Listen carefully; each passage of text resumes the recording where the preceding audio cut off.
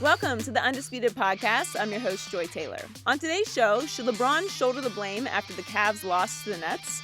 Plus, picking the winner in the duel between Lonzo Ball and John Wall. And why does Cam Newton have an ongoing beef with the media? Skip, Shannon, let's get to it. Let's get started with LeBron. He started for the second straight game at point guard and finished with a triple-double, 29 points, 10 rebounds, and 13 assists. But with under 10 seconds left and the Cavs down 2, LeBron missed a free throw, and the Nets went on to win. Missed free throw was ironic because LeBron told ESPN earlier this week, I want to shoot 80% from the free throw line. That's my only goal. That's my last goal of my NBA career. Last goal. That's my last one. I've done everything else. He's done everything else. Done it. Been there, done that. All of that. Yes. He did it again last night. He just keeps on keeping on doing it. Skip, what is your takeaway from the end of the game? Poor LeBron James.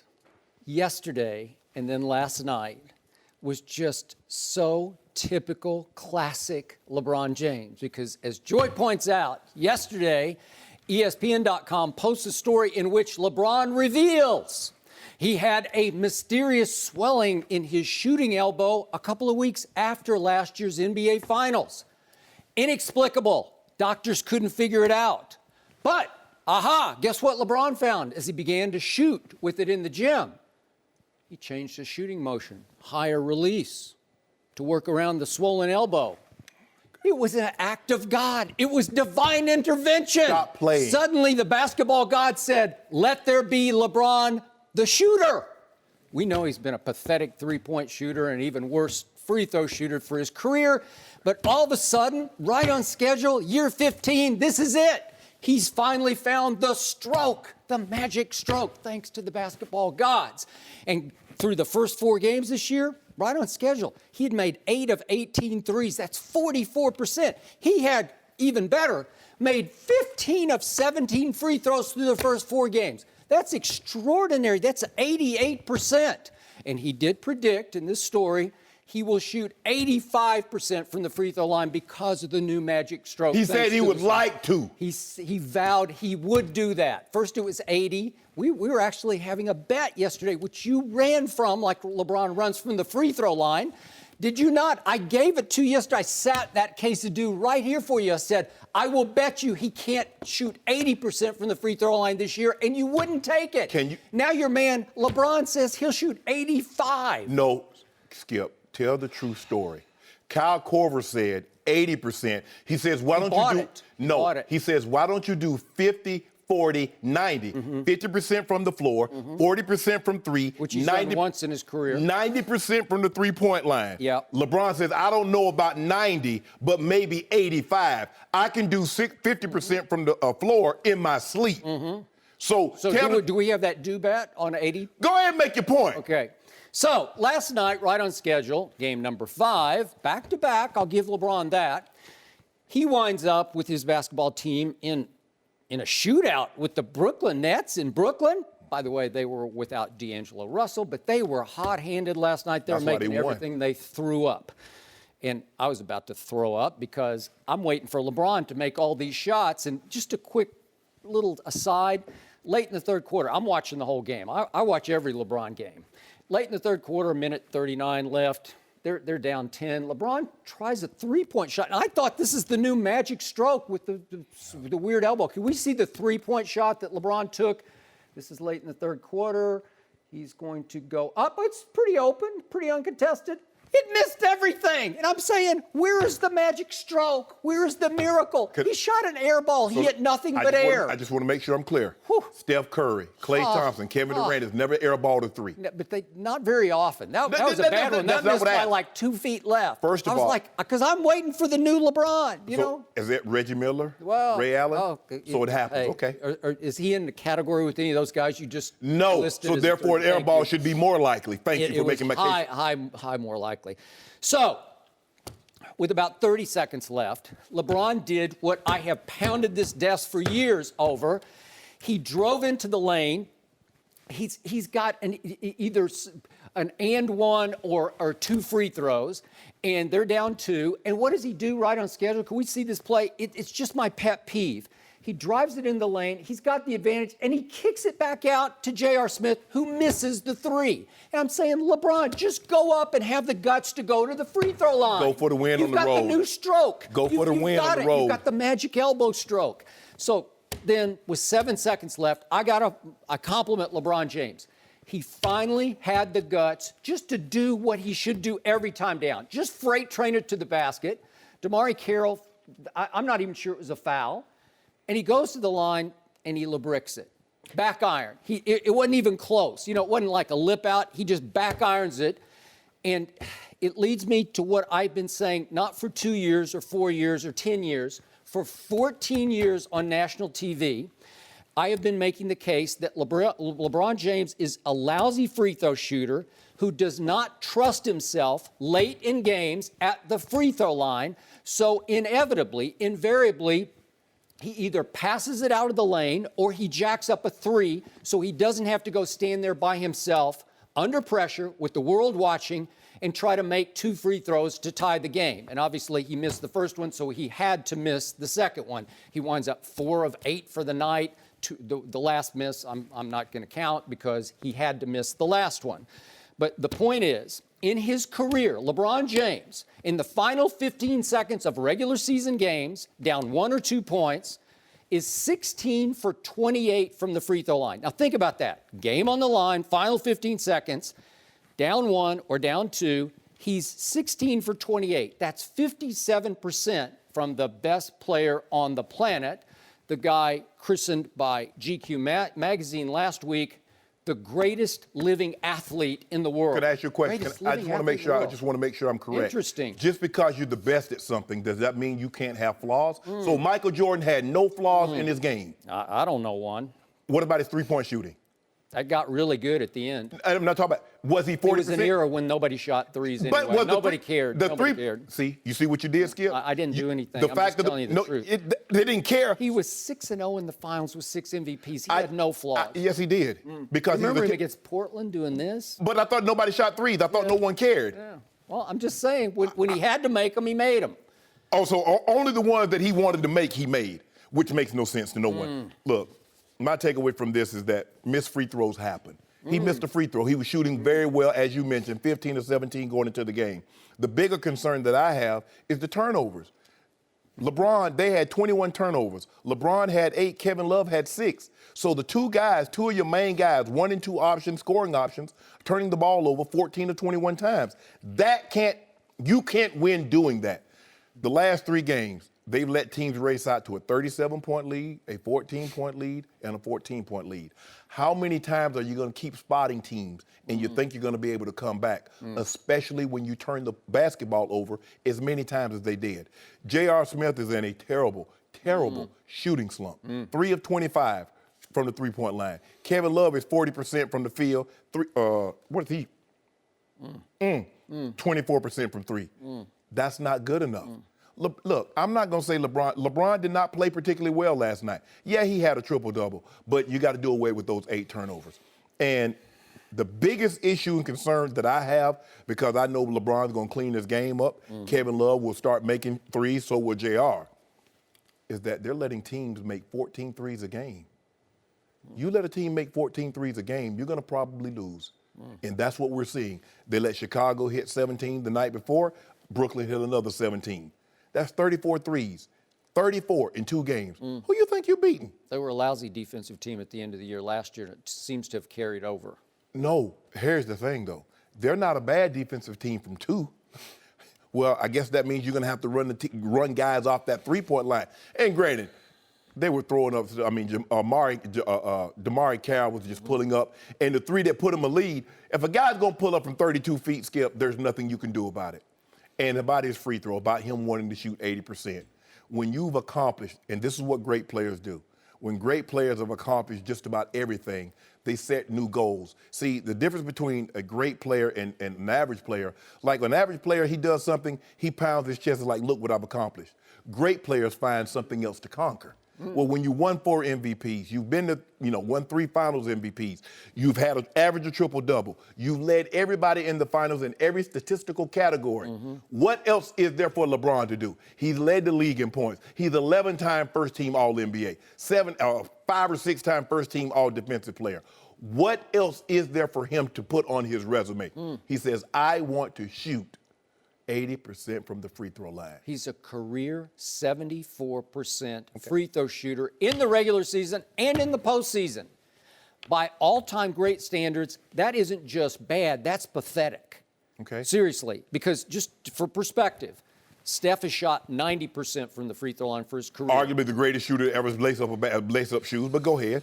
Larry Bird, 89% from the free throw line for his career. Maybe a top 5 player of all time. No problem with that. Go ahead. Reggie Miller, a great shooter, 89%. Okay. Kevin Durant, 88%. Not known as the greatest shooter. You're now we're down to Magic Johnson, 85%. And then we get to Michael Jordan and Kobe at 84%. Skip, LeBron's 74%. Do you have any idea how many points he's left on the table for his basketball team? Do you know how many points he's gotten by shooting over 50% from the field? Do you know how many extra points he's gotten?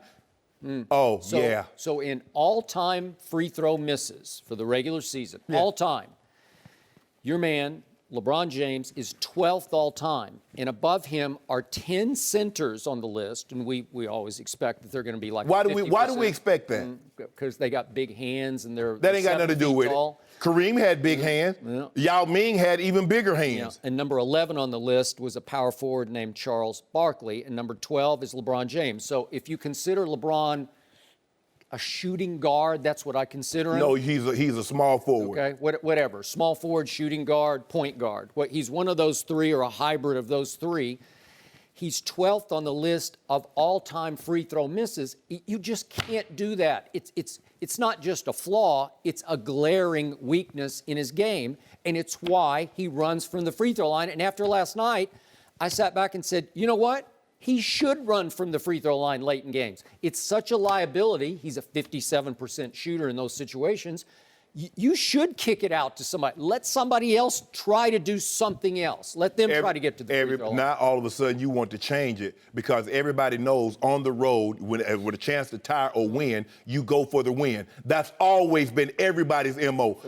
Yes. It's not a walk-off shot. That's 7 seconds. It doesn't matter. What's going to happen? Can I ask you a question? So why didn't Kevin Durant drive the basketball to the... Hold on, Skip. You've been talking. You talked for 8 minutes. I timed it.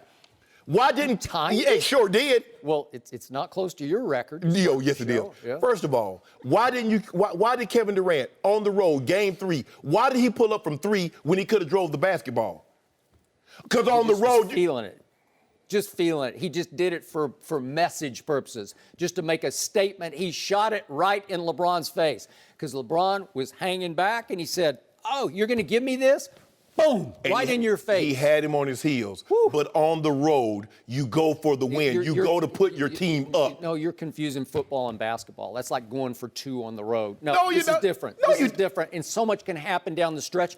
After LeBron missed the free throw, 10 more things happened in the game in the last 7 seconds. Brooklyn kept missing free throws, and then LeBron had a chance on a sweet 3/4 length pass from Kevin Love to catch it and turn and shoot it and have a chance to tie the game, and it went off his fingertips out of bounds. And I didn't even bring that up, but I'm just showing you. I'm not trying to rub it in on LeBron on that case because it was a hard play to make. And but you make it seem like that was just. But it's not a walk-off shot for the win. It's just that LeBron is just freight training to the basket. Nobody can stop him.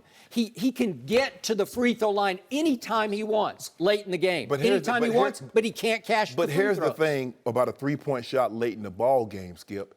It's so demoralizing. Well, Kyle Korver hit a demoralizing 3 that got them back in the game in the last 30 seconds. He did. Mm-hmm. But the Cavs were up 3.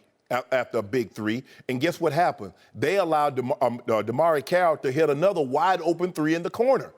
And what you do is Kevin Durant, it wasn't so much that it was a walk-off, it was so demoralizing to Cleveland because we had the lead for the better part of the entirety of the game. And here we are.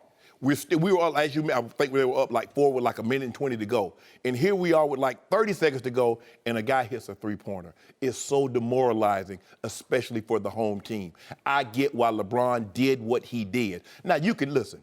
We can sit here and nitpick everything about every great player. But if you think because the man shoots 74% for his career, he's not all-time great, you're sadly mistaken. No, he's all-time great. But you can't tell me greatest, better than Jordan, best player on the planet. He's still playing. I tell you what, I guarantee you he'll have more points.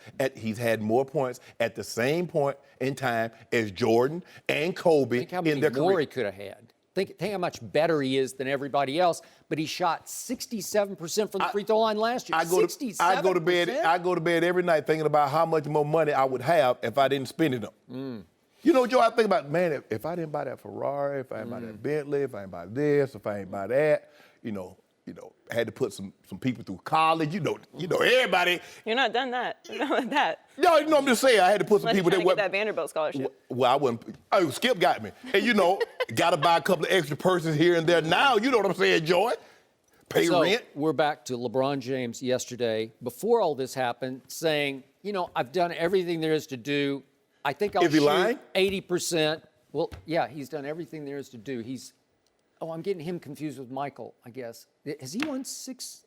Is he 6-0 in the finals with 6 MVPs? Skip. Help me out. Let me ask you a question. He's 3-5 in the finals. How many years did Michael play? 3 and 5. He played 16 years. He went to 6 finals. So what was he doing the other 10 years? Did they cancel the finals those years? He was playing in the tougher conference. LeBron has gotten the advantage of playing the cakewalk East and cakewalk to finals. Since when has God ever complained about a situation being too tough? There was never a situation too tough for God. LeBron is 3-5 in the finals. Oh. Wait a second. Did he not suffer the all-time superstar meltdown we've ever seen on the final stage? He did. I look at it like this. Okay, Loss is, hold on.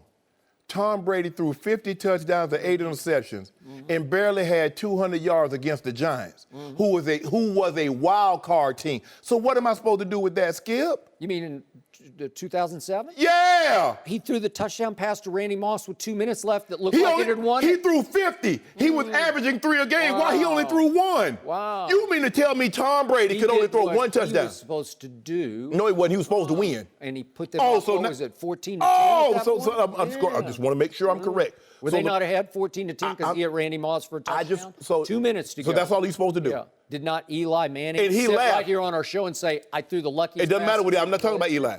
All I'm saying is when Plexico... He's 5-2 in Super Bowls. Oh, that's that's preposterously great. All You've never heard of anything like that. I'm asking. 5-2 All I'm asking. versus 3-5. All I'm Help me asking out. at 50 touchdowns in the regular season, he could only throw 1 in a game. He laughed at Plexico when Plexico said they were going. I'm laughing at 85%, and I'm going to give it to He you said one more 80. time. He said okay, 80. All right, let's do 80%. Yes. 50, 40, 80. So he's made 40% of his threes one time in his career. Okay. And it was a while back. It was in 2012-13. Okay.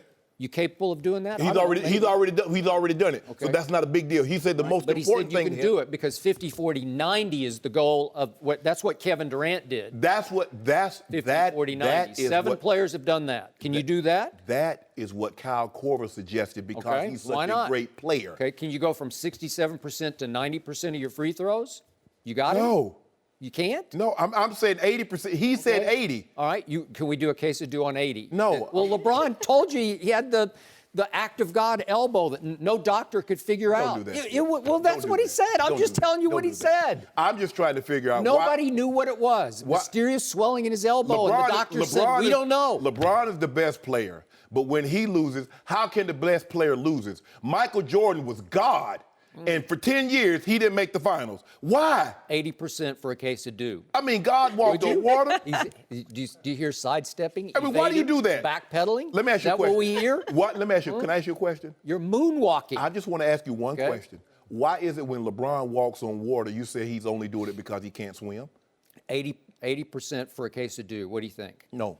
No? I You have no faith in your man. Okay, how about this? Shannon Sharpe says no. 10 cases do say the Cowboys don't make the Super Bowl. Come on, here we go. We have to deflect, defer. We have to change the target, change the topic, change the narrative. I got 5 cases do say he wins MVP. How about one case for 80%? No, MVP. No?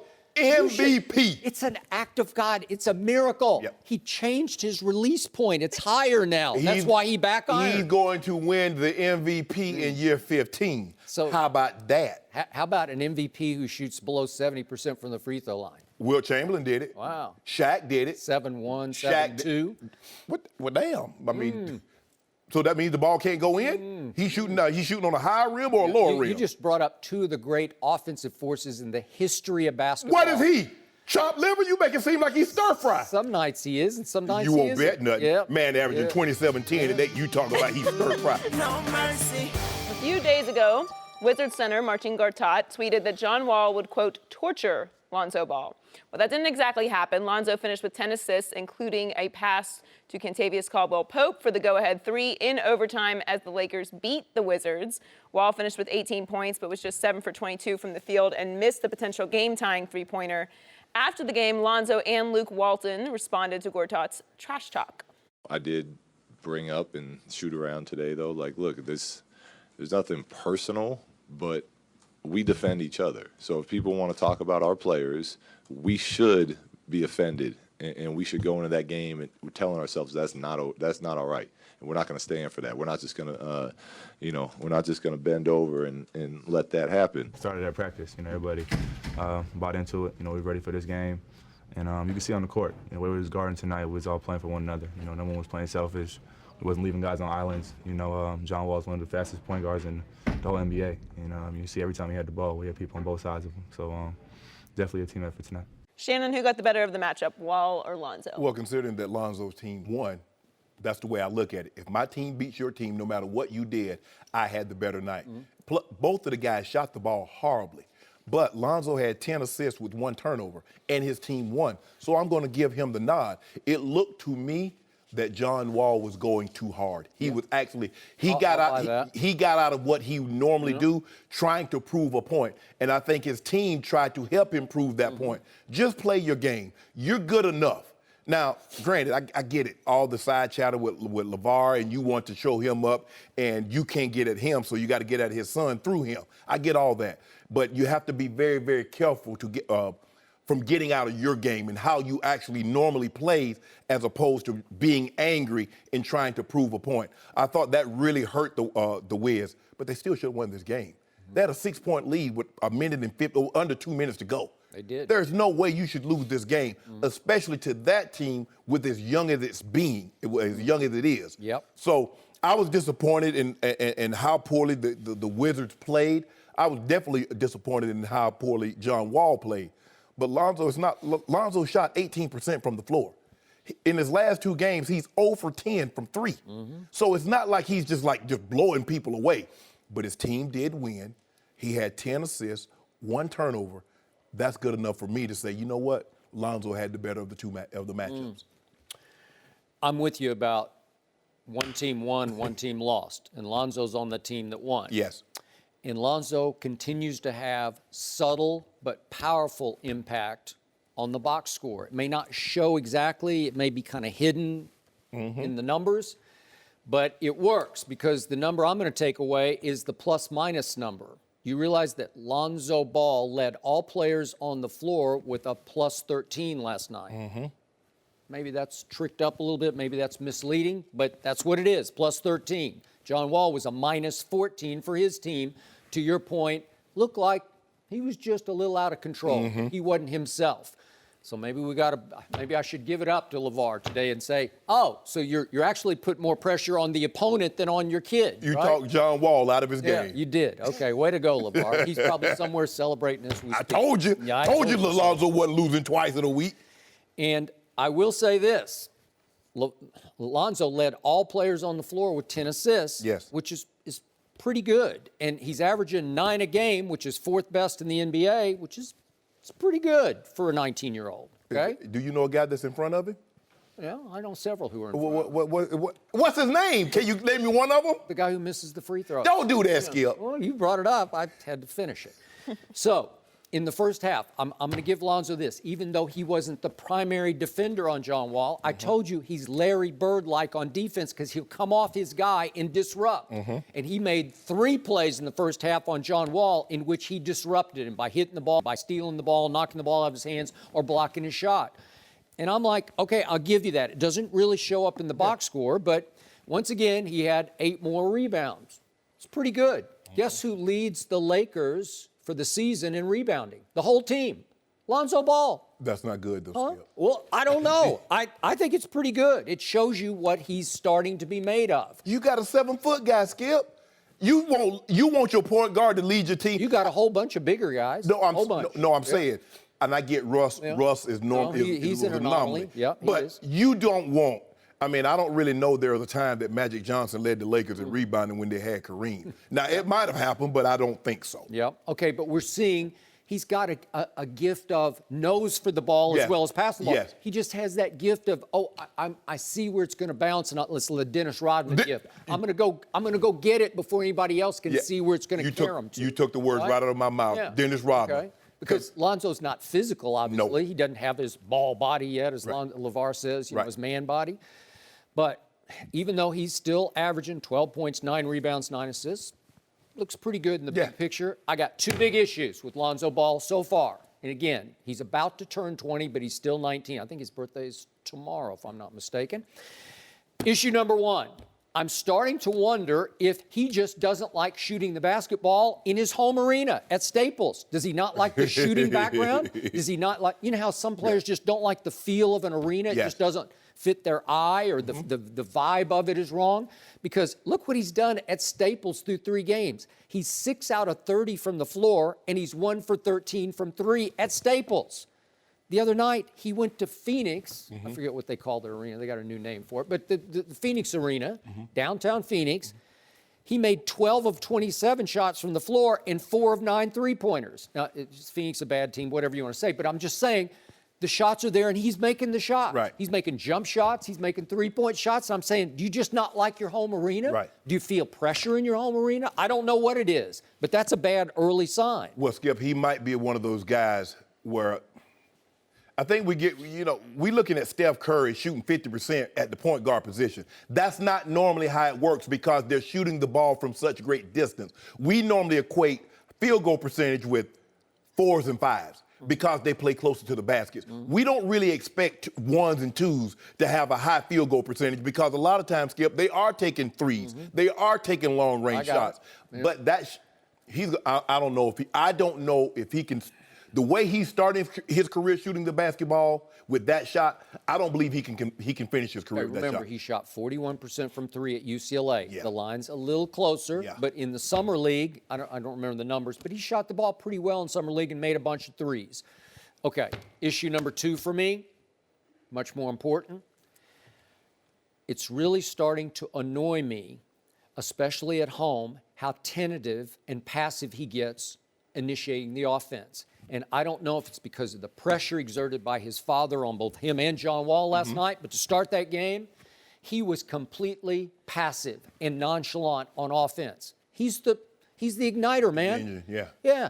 And he'd dribble it up slowly, flip pass out to the wing, and then he would just trot nonchalantly over to the weak side and just kind of stand and watch. And I'm saying, what are you doing? So you want him to push the ball? Yeah. And they are best when they're pushing. And look, the score's pretty low. What was it, 102 to 99? Anyway, and that was overtime to get that. That's overtime. Good point.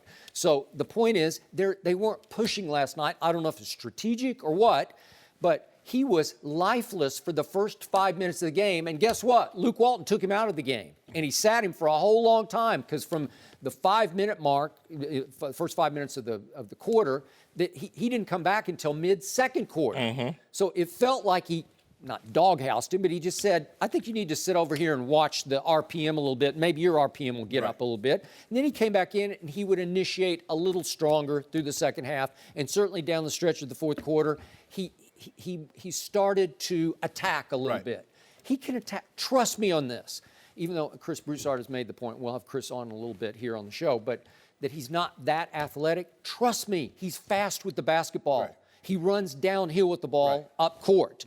And trust me, when he wants to get in the lane, nobody can keep him out of the lane. And when he does get in the lane, he is 6 feet 7 inches tall. So he's LeBron-like, and I'm not comparing him to LeBron, but he can see over people. Right. He can shoot over people, especially 6'3" or 6'4" guards trying to guard him.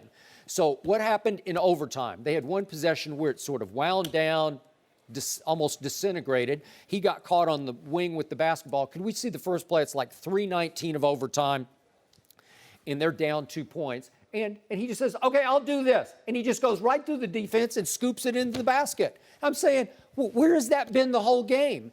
Is he unselfish to a fault? Does he not want to try to be the show, to get sort of play into his father's, big talk? Maybe as a rookie, he's let me just stay over here out of the way. And then with 2:13 left, this was really the play of the overtime. He did attack and got into the paint. Let's see if we get here, and kicked it right back to Kuzma.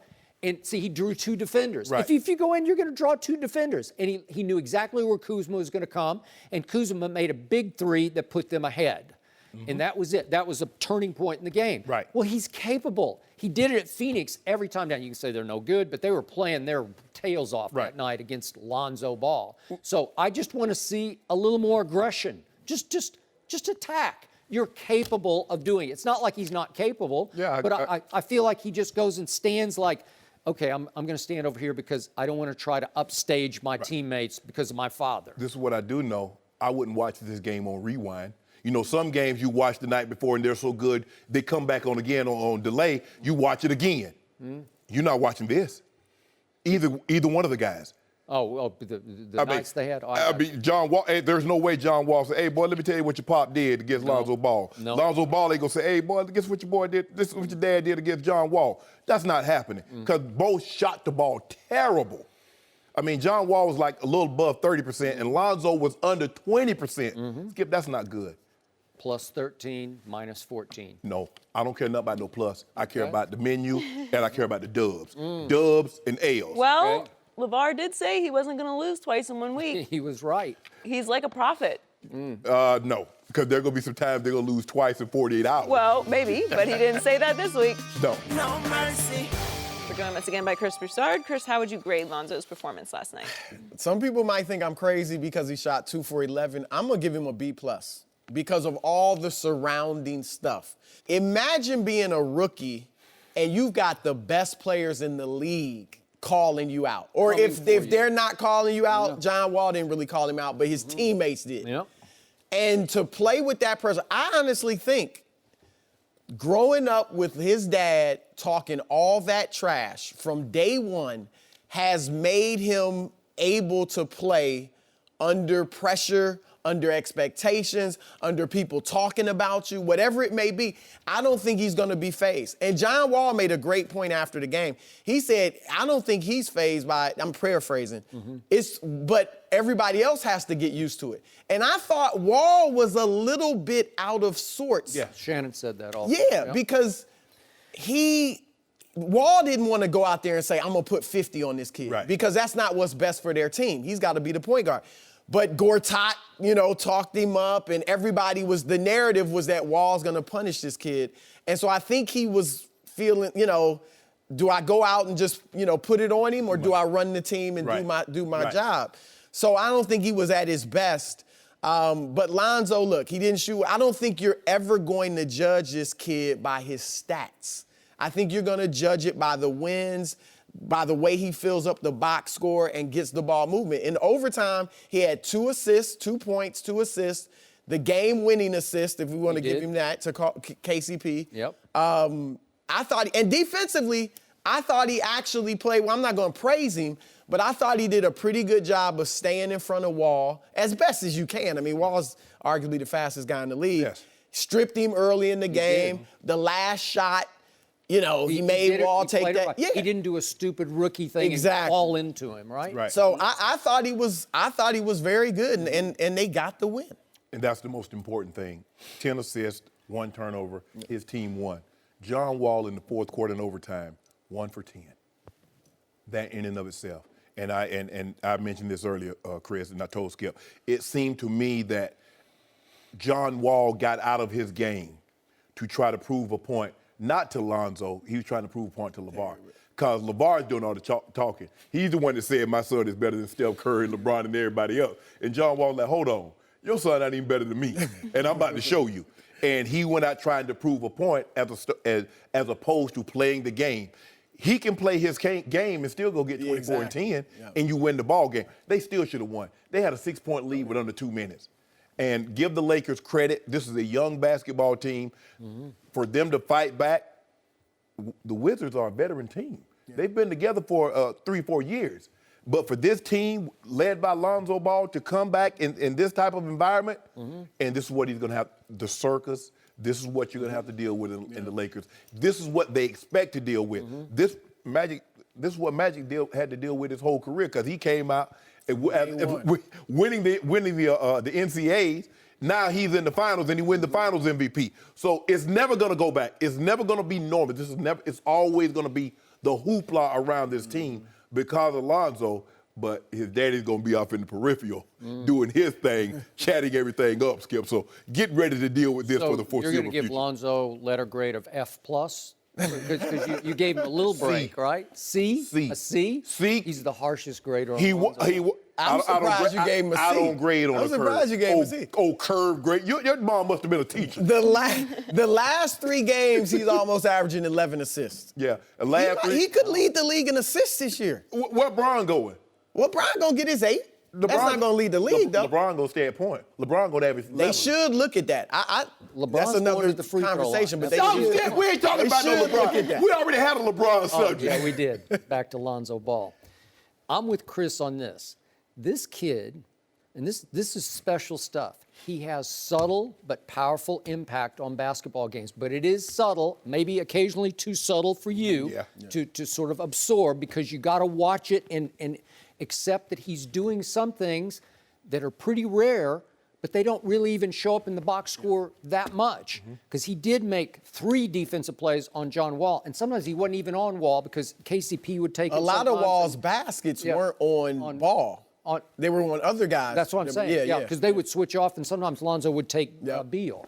But the point is, if you look at plus minus on the game, and I don't always love plus minus, but Lonzo was plus 13, which led all players on the floor, and Wall was minus 14 because, in part, because he shot 1 for 10 from in the fourth quarter and overtime. But Lonzo with 10 assists, he's now 4th in the league in assists, so he's rising up the charts. And then this just blows me away. He's averaging 9 rebounds a game. He had 8 more last night. That leads the Lakers team in rebounding. That's incredible to me. They ought to be ashamed. Well, Lopez is a horrible rebounder. I know, but Lonzo doesn't have his man body just yet. But you want to talk about nose for the ball, that Rodman-esque, I can see where it's going to bounce, and I'm going to go get it before you can get it.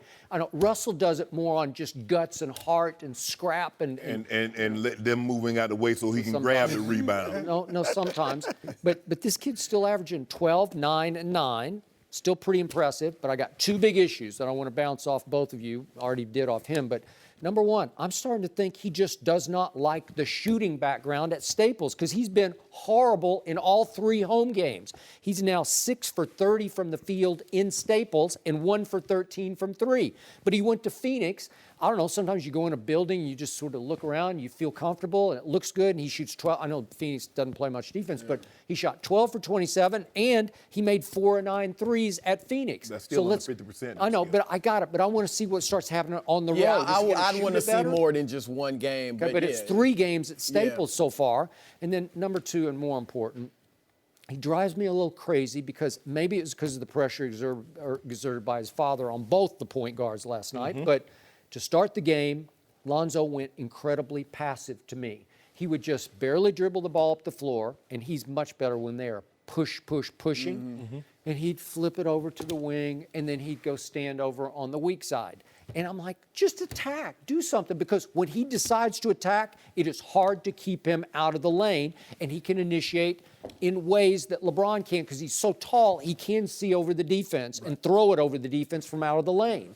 And when he wants to get to the rim and scoop it, and he can score it in the lane. Yeah, I think to address that, those are great points. One, I talked to a lot of people last night, in the league, both teams about, I was comparing him to Jason Kidd. I think that's still an apt comparison.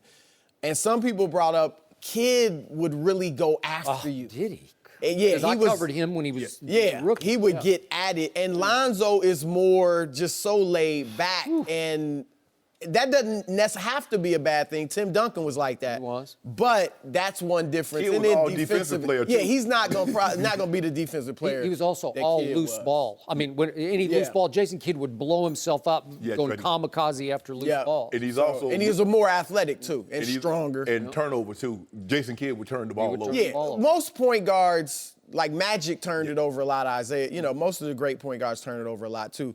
But I think as far as him not being as aggressive, I mean, Phoenix's defense.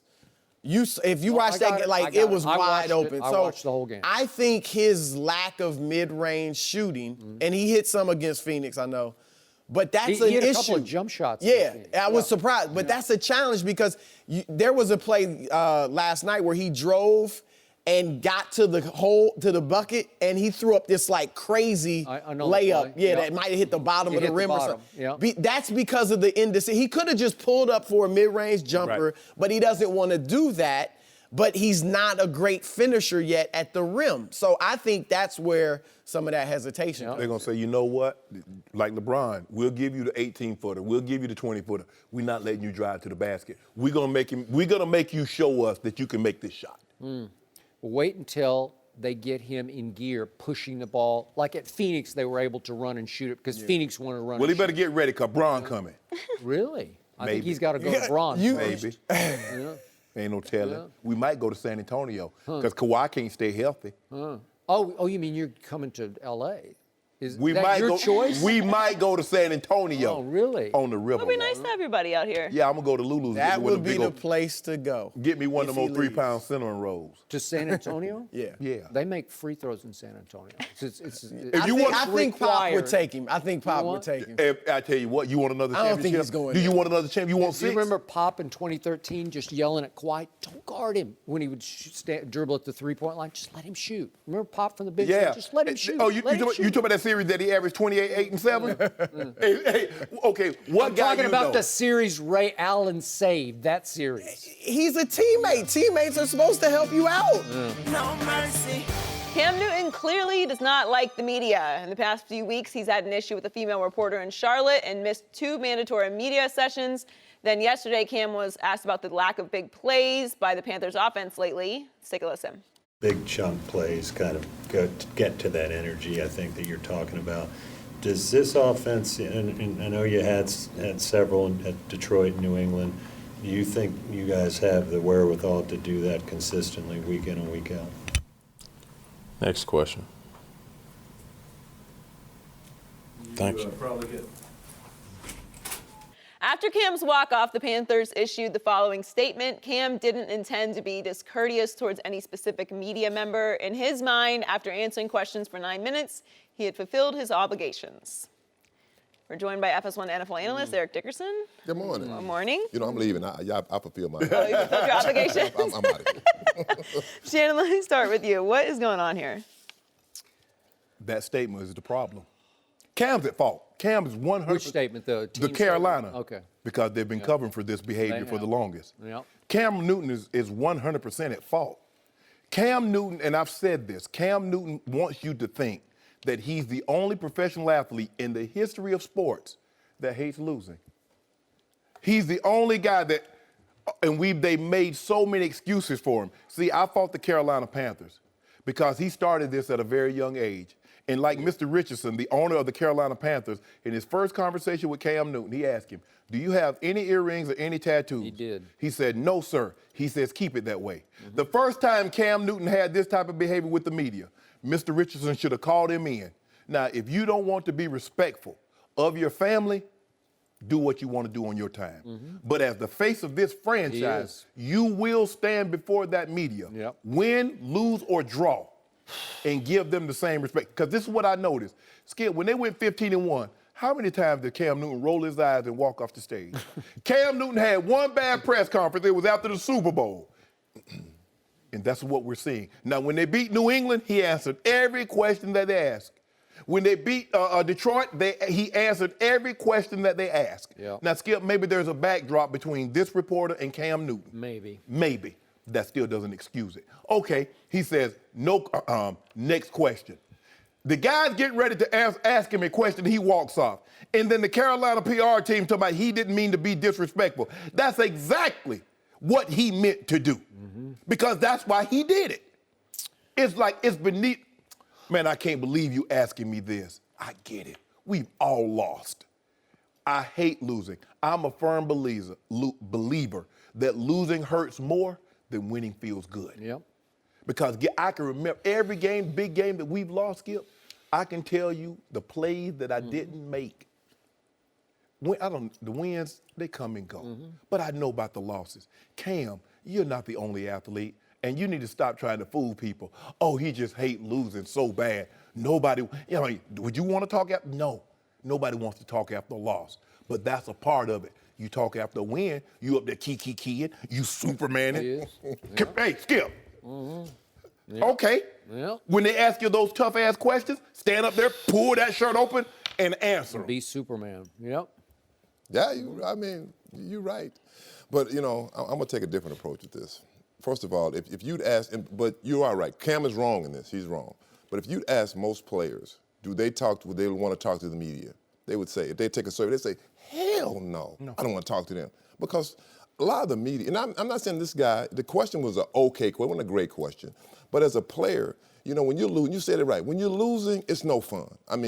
It's just you're frustrated. It's like when you're winning, you go into a locker room, and the locker room is messy. The coach, if you're winning, just a bunch of guys having fun in here. Look at this locker. It's just everything. That's true. Now, I was in Indianapolis. We had a messy locker room. Coach coming in, look at this locker room. This is why we losing right here. I'm like, okay, we losing because we're sorry. That's why we losing. Sounds like we're Ron sorry. Meyer might have said that. No, we had some good teams over there. Now, speaking of media, I did not like this guy. We did not like him. No? We hated this guy. No. He come in our locker room. If we could have got you in the bathroom, Skip Bayless would not be here today. I'll tell you that. You'd have dusted the ball. Oh, he'd have been done. They'd been like, whatever happened to Skip? Whatever happened to Skip? Actually, some of you guys might have gotten hurt.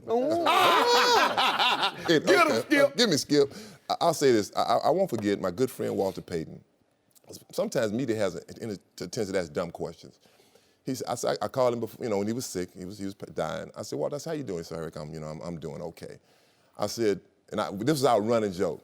The media guy asked me them dumb questions. He said, Eric, you ain't gonna believe the question I got the other day. The guy asked me, am I afraid to die? He said, well, hell yeah, I've never died before. Yeah. So of course, he's frustrated, and I understand it, but you have to do that. In our day, when did media start coming to the locker rooms? You remember? Because I was so happy when they wasn't coming in, because you didn't have to talk to them. You didn't have to talk to the media when I was playing ball. It was not at SMU? At NFL either. It was not mandatory. It was if you didn't want to talk. Right. You didn't have to talk if you didn't want to. You didn't have to talk. I won't forget, it was a guy, Rick Riley. I still remember his name today. He wrote an article in Sports Illustrated. He stayed in my house. Stayed in my house. Yep. You friend of yours? I said, that's why I don't like it. He stayed in my house, wrote this crazy article. I called him. I said, Rick, what the hell? What, I said, man, I will whip your ass.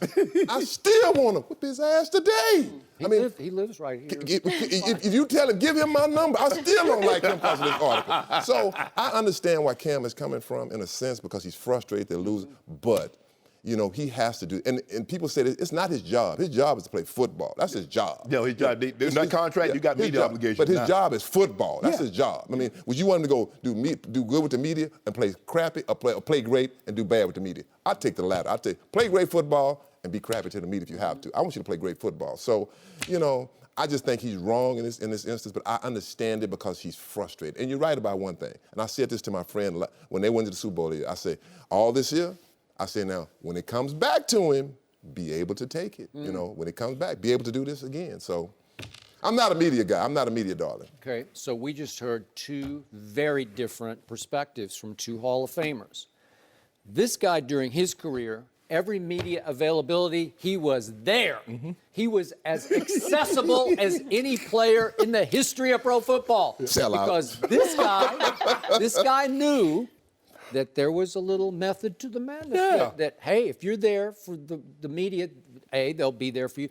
You can buy a little insurance that will protect you in the downtime, right? Because they don't want to burn the bridge to Shannon, because he is the spokesman for the football team, basically, right? Yep. And Shannon Sharpe was also smart enough to know that he can use the media a little bit to gain potential traction for a second career in the media, Absolutely, right? yep. Very well done by you, because not only were you the greatest trash talker in the history of pro football, but you were also one of the greatest talkers post-game in the history of the game. Yeah.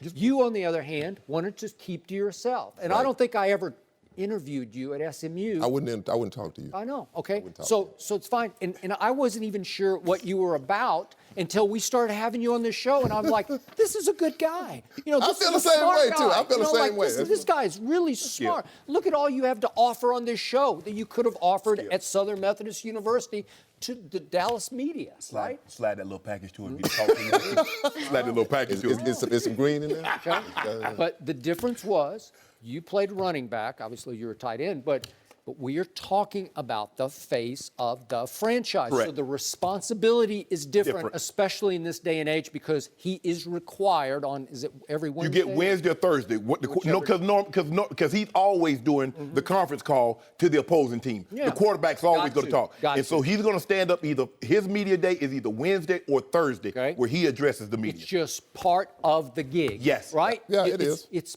part of why they pay you however much they pay Cam as the first pick in the draft to represent the franchise. And when you're standing up at that podium, you are representing the whole franchise. Whatever comes out of your mouth is sort of taken as, this is what the franchise thinks. This is what Cam thinks of the football team. This is where we are at this point. And everybody in Pantherland views it as a State of the Union, right? A weekly State of the Union. So he skipped it last week. We still don't know why, but he just skipped it, and I'm pretty sure you get fined for that. I assume he did. And he kind of skipped it this week because he gave it 9 minutes. Right. And then that question, is it a dumb question about chunk plays? I don't think it's a bad question. I don't think it's like a Hall of Shame question, right? Okay, so you just got to tough through it. You got to give a non-answer answer. You can do it. You know how to do that. Yeah, of course. You can deflect it. You can.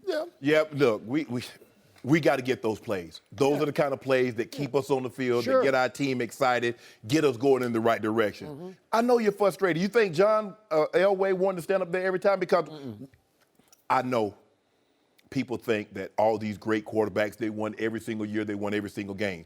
But they had some lean years, and there were tough questions being asked. But you stand before them, because when things are going well, you ain't got no problem. Hey, you got another question? Hey, ask me what, Joy? You ain't asked me a question, Joy. Why you so quiet? He asking everybody. He's standing up there. Oh, when they was going 15-1, he just at 20 minutes. Okay, we good, Campbell. You ain't got another question, DD? What you want to know? I mean, you're right. You know, when you're winning, like I say, everybody's happy, everybody's gleeful. When you have to ask these hard questions, especially when you're playing bad, he's not playing well. Right. So I could say he's frustrated, and frustration comes out in different ways. I mean, you're right, both of y'all are right. You have to stand there and answer those questions. Like, I go back to what I said. When they were went to the Super Bowl and he was doing this, I kept saying to my friends, I said, okay, now, be able to take it when it's reversed. And when he did the press conference, my friend called me. He said, Eric, you're right. I said, can't take it, can it? Exactly. You got to take it both ways. That's it. Oh, I can give it. But I can't take it. It's like giving a joke. Remember what was happening that year?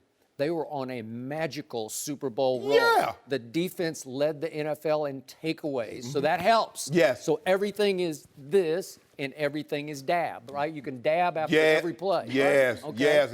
And even this year, he called the camera, close, come here. Because y'all need to get close to that. Here it is. Which is the great part of Cam, though. That's what we love about Cam. He's entertaining, he's energetic, he's got swag, but he's just so high to so low. And the greats know how to ride that. You always talk about baseball being a long season. You can never get too high, you can never get too low. You'll lose it. What's the incentive now, Skip? He got all these major endorsements being this way. Now, he lost one because he misspoke. He misstepped, and he lost one. Yep. But there's no downside for him doing this. He still has Under Armour. He still has Gatorade. I agree. It's the Panthers' fault, though. Yes! It is. I'm going to Dallas tonight to SMU, see some of the guys that know you. Yes, and when I tell them you're a good guy, I hope I don't get jumped on. So if y'all don't see me next week, you know why. They jump me in the locker room and say, you must be crazy. This guy ain't a good guy. Tell them we'll have them all on the show. Yeah. Okay, all right. That's the first question you get, isn't it? Oh. What's Skip? What's Skip like? Man, how you talk to That's him, it. man? What's wrong with him? Everybody He's in the the best. street. Hey, man, you know, Man, what- Skip, man, what's they Skip love to really hate like? you, man. They love to hate you. I got to say, I like you. Hey. I like you. I do. For the record, though, this reporter was the beat partner of the reporter that asked the questions. Yeah, and got in something to trouble do with Something. it. Yeah. For the There Charlotte you Observer. go. Eric, thanks for joining us. Thank you.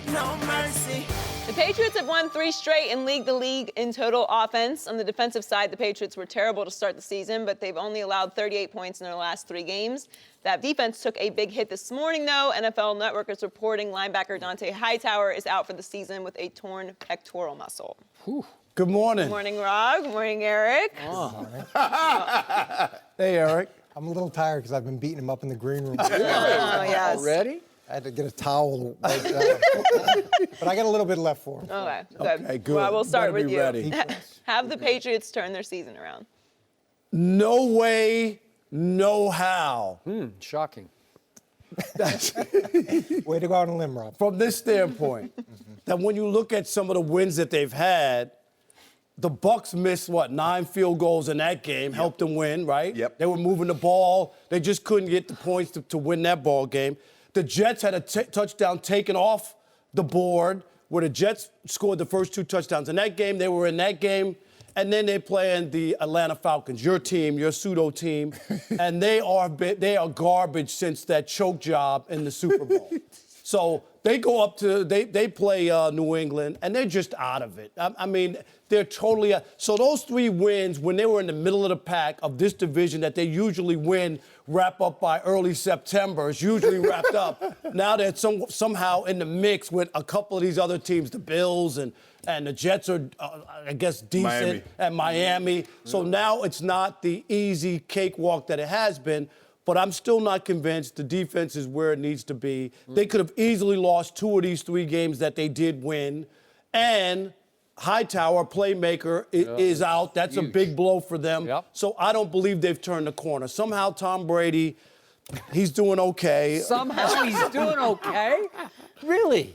That's the first person in the world who said he's doing Okay, I guess he leads in yards and second with touchdown passes. He's okay. But then I guess look at the competition. So have they turned the season around, Eric?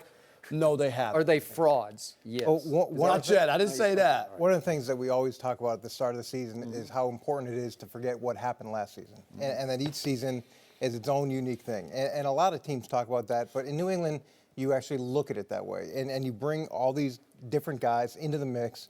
You've lost guys, you've got new ideas and things you want to do offensively and defensively, but that stuff takes time. So just because you finish a certain way, just because there's expectations, that's not necessarily what team you're going to be. So there's a team you want to be, and then there's the team that you have to be. And New England does a great job of figuring out who they have to be, playing complementary football, and it's not always going to be a cakewalk for them. The success that they had is really unprecedented over the course of time. So we have these unrealistic expectations, but there's also a reality of them dealing with a lot of change, and I think they're doing a good job and trending in the right direction. Remember what the expectations were coming into this season? Undefeated. Go read all the stories. Wait. They were going to be undefeated. Tom Brady was going to do this. He was going to be the MVP. Go read all that nonsense that was out there. No, they've struggled. They're not that good. Belichick's defense, I don't know, it's slipping. No. The point that you made is perfect. It was nonsense. Those expectations were nonsense. That's what it was. So they didn't look at it like, oh, my God, everybody thinks we're supposed to be great. We have to be that. It was nonsense. You are, whatever the way that season shapes out. It's not. So how big a loss, Dante Hightower? I think it's a significant loss, but they've had a lot of significant losses. They have. Over the course of time, and they're going to transition to this loss just like they've transitioned to all the other losses that they've had. And will it be perfect defensively? No, but they're trending the right way. Do I think it's going to be 35 points a game that they give up? No. Do I think it's going to be 17? No. It's going to be somewhere in the middle. It's just going to be better than where they were but it's not going to be great on that side of the ball. Go ahead, Skip. You want to go? No, I'm going to let you go. So think about this. Tom Brady, before the season started, lost his most trusted receiver, a guy I said all last year was way underrated, even all the way up to the Super Bowl versus Julio. Julian Edelman really had impact. And Tom Brady knew where he was going to be and where he wasn't going to be. And all of a sudden, he's gone. Dante Hightower was the best player on the defense, and he was the quarterback and the driving force, but he's been hurt all year. He's been in and out, and all of a sudden, he's permanently hurt for the rest of the year, tore his pec muscle. And their premier free agent, the premier cornerback on the market, has been so far a bust. Now, maybe you can figure out how to re-ingratiate him into the system that seemed to start working the other night against Atlanta. But Stephon Gilmore seems not to be a good fit, even though Rob Ryan, who coached him in Buffalo last year, said the other day, he's a really good kid who will try to figure it out. But that Batamosi, you've looked at the coach's tape, played really well the other night. Again, who is he? What is he? He's just another one of those guys they discover and make work.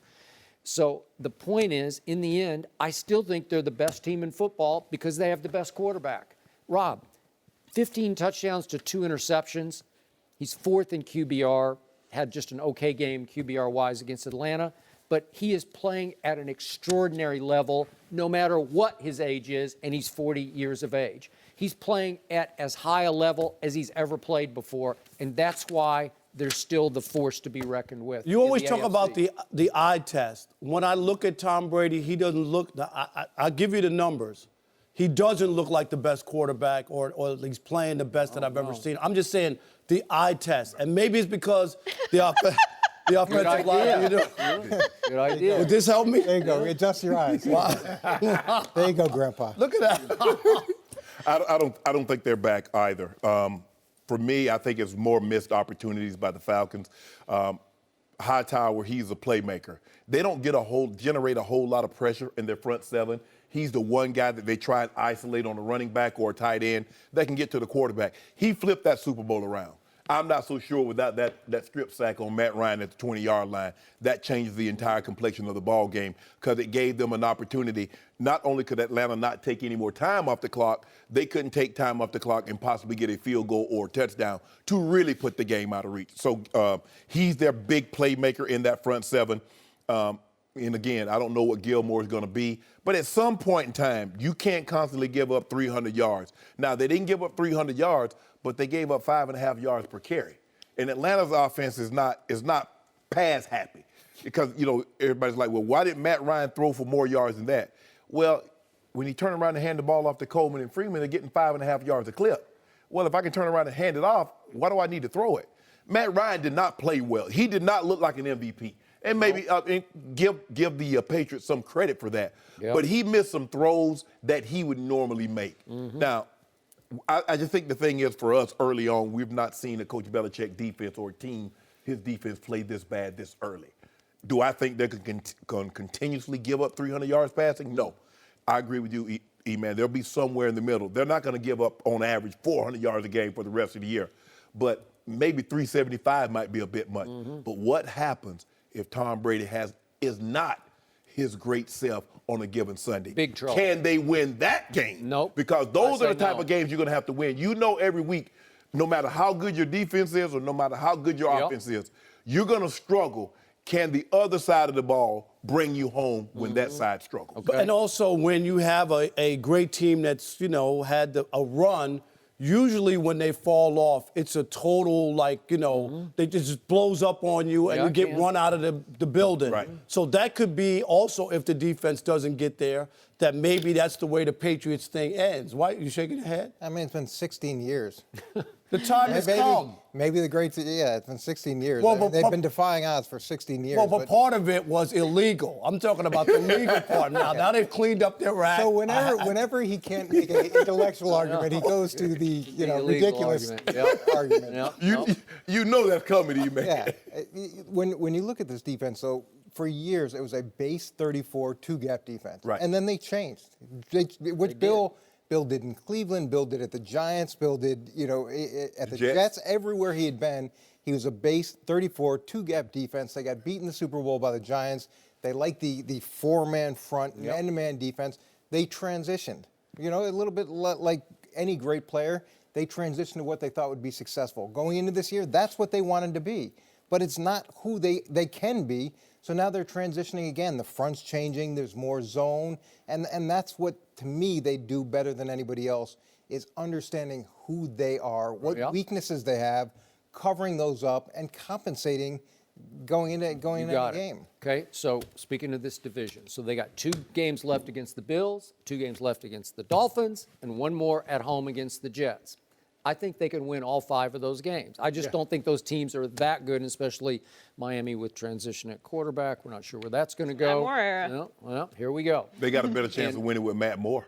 And then they've got games at Brady's personal house of horrors. They got to play at Denver on, I think it's a night game. But Can we get Cousins for that game? You need Cousins because you're stuck with Trevor Siemian. But Brock Osweiler beat him the last time, remember? Well, he did. Stop. And then they have to go December 17th to Pittsburgh. Tom Brady is 10-2 against Pittsburgh in his career. He's 3-0 in the postseason against Pittsburgh. And I like his chances. And Pittsburgh's really good, and they're starting to find their way also. That right? T.J. Watt has been unbelievable on defense for them. He's been the one guy that consistent, and Dupree is finding a way to get to the quarterback. They look different on defense, but they're still an offensive-based team. Give the ball to Le'Veon Bell. Let Le'Veon bring you home. Well, you remember he didn't bring him home in the playoff game last year. He was hurt. He got hurt. That's what he said. Oh, the skip. Well, And then now you're going to cause the man to drop a diss track. You know how he get. He already dropped one. Yeah, he going to drop another one. I'm about to drop one on Rob. Well, this Sunday's interesting now. The Chargers have won 3 in a row after a beatdown over the Broncos. Now, they got some guys that can go get after Brady. That Ingram and Bosa. Yeah. No mercy. Thanks for listening to the Undisputed Podcast. I'm Joy Taylor. Join us again the same time tomorrow morning, 9:30 Eastern. We'll see you then. Fox Sports 1 of 1.